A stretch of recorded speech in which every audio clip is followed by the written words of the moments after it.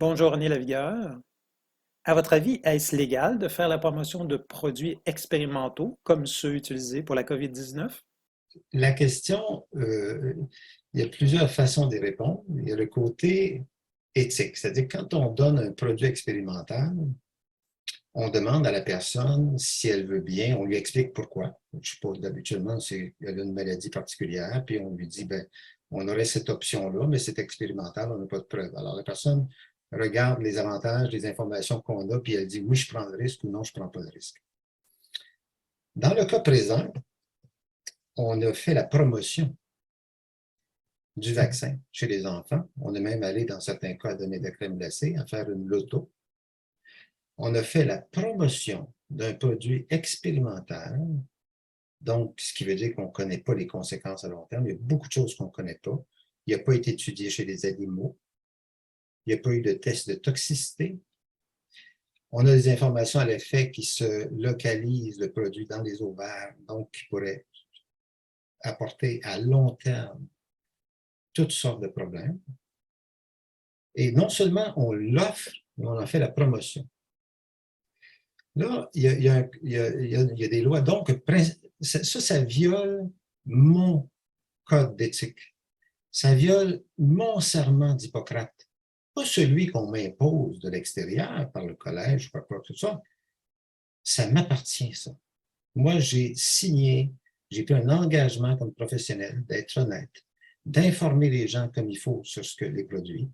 Alors, ça viole ça parce qu'il y a un principe qui date de 2000 ans, primum non nocere, c'est-à-dire, en premier, comme médecin, tu ne dois pas nuire. Ça veut dire quand tu es dans une situation où tu as un geste à faire, tu dois surtout t'assurer qu'il ne nuira pas.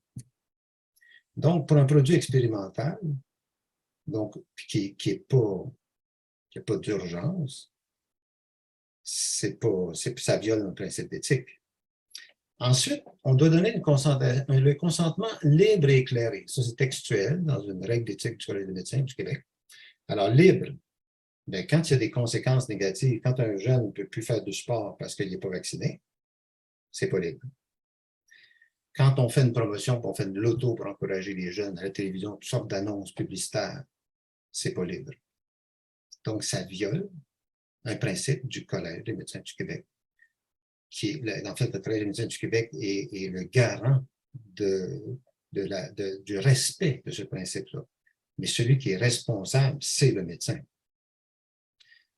Ensuite, si on va à l'autre, il y a d'autres principes, le principe de l'inviolabilité du corps humain. Hein, on ne peut pas forcer quelqu'un. L'autre aspect, c'est qu'il s'agit d'enfants. Donc, l'enfant ne peut pas choisir par lui-même. C'est le parent qui prend une décision pour l'enfant. La compagnie Pfizer a dit clairement qu'elle ignore les effets secondaires à long terme de son produit. Alors, comme parent, quand on signe pour que son enfant reçoive une injection expérimentale, s'il arrive des conséquences dans 10 ans, dans 20 ans, c'est le parent qui a pris sur ses épaules la responsabilité de le faire en essayant d'évaluer les bénéfices et les inconvénients possibles. Évidemment, c'est pour ça que c'est important que les parents aient toute l'information entre les mains. Et j'avance qu'on ne leur a pas donné l'information complète.